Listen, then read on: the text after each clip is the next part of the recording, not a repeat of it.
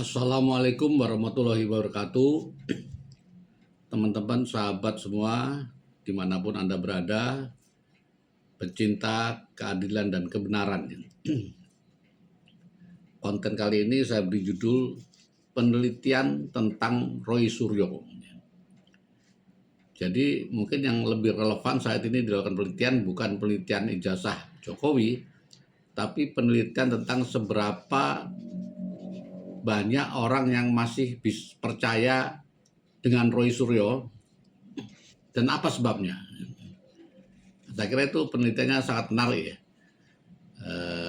Kok ada orang yang masih percaya dengan Roy Suryo, intinya gitu. Padahal ada pepatah, sekali lancung ke ujian seumur hidup tidak dipercaya.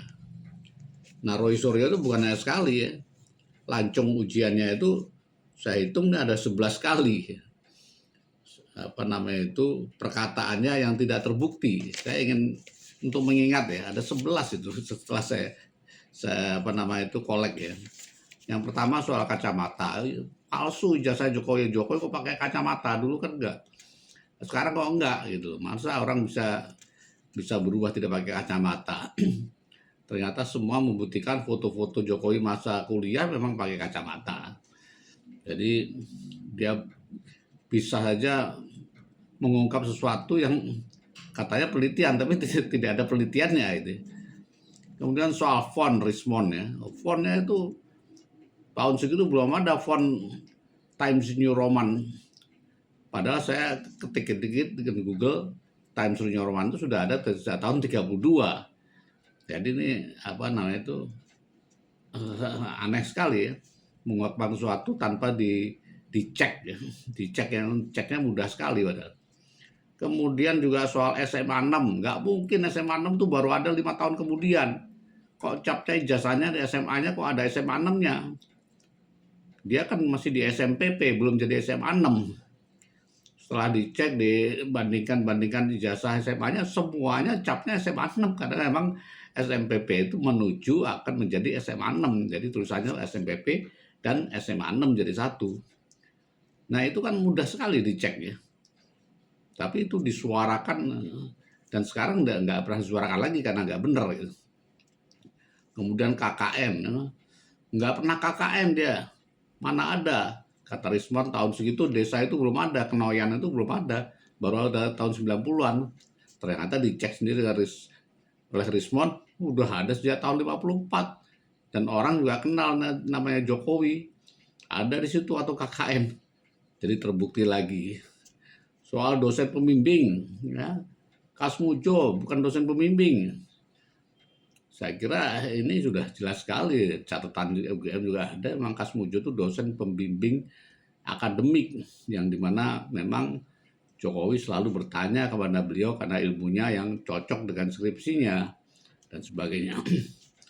Kemudian soal Sumitro dan Sumitro, itu juga dijadikan masalah. Anaknya kan sendiri, bapak saya bukan Sumitro tapi Sumitro.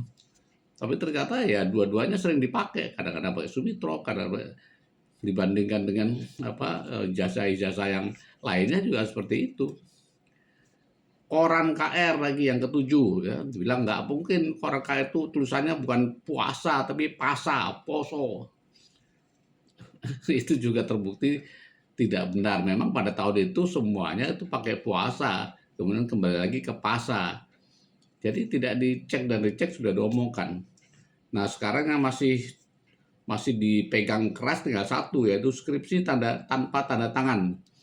Itu yang masih saya kira juga lepas sekali karena banyak sekali skripsi di perpustakaan itu tidak pakai tanda tangan. Itu gampang sekali dipatahkan karena di perpustakaan tidak ada syarat tanda tangan ya. Yang ditanda tangan itu adalah syarat untuk menerima ijazah atau kelulusan, itu harus ada tanda tangannya dan itu pasti ada.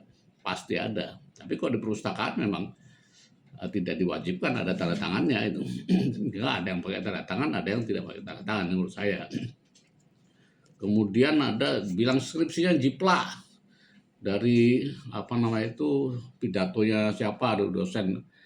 Ya ini saya kira juga mudah sekali dipatahkan. Udah itu tentang sarjana muda loh, dia kan cuma sarjana muda, bukan sarjana. Jadi Jokowi itu sama lulusnya dengan saya dulu juga sarjana muda, kemudian lanjut dengan sarjana, jadi beda dengan program S1 sekarang. Pada saat itu masih ada program sarjana muda, dan saya juga punya ijazah sarjana muda, kemudian lanjut ke sarjana. Kemudian soal IP 2, nggak mungkin IP 2 bisa S1. Ternyata IP-nya 3. Ya, memang Pak Jokowi pernah ngomong saya cuma IP-nya 2. Pak Mahfud MD 3,7 itu kan cuma omongan. Orang yang merendah dan merendah apa namanya, tidak mau pamer ya. Pak saya cuma IP-nya 2. Itu kan bukan data. Data itu yang ada di nggak bisa dipegang itu apa namanya itu omongan itu ya. Nah, itu jadi 11 kebohongan ya, 11 ketidakbenaran yang diungkapkan oleh Roy Suryo. Apakah kita masih percaya sama dia?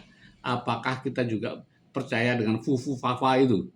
Saya makin yakin bahwa itu kalau seperti ini dia sampaikan semua keliru-keliru semua ya, itu tadi sekali lancung ke ujian seumur hidup tidak dipercaya. Jadi saya kira penelitian tentang ini kalau memang masih ada yang percaya sama Roy Suryo, saya kira itu bukan percaya, tetapi keinginan Roy Suryo benar karena tidak suka sama Jokowi.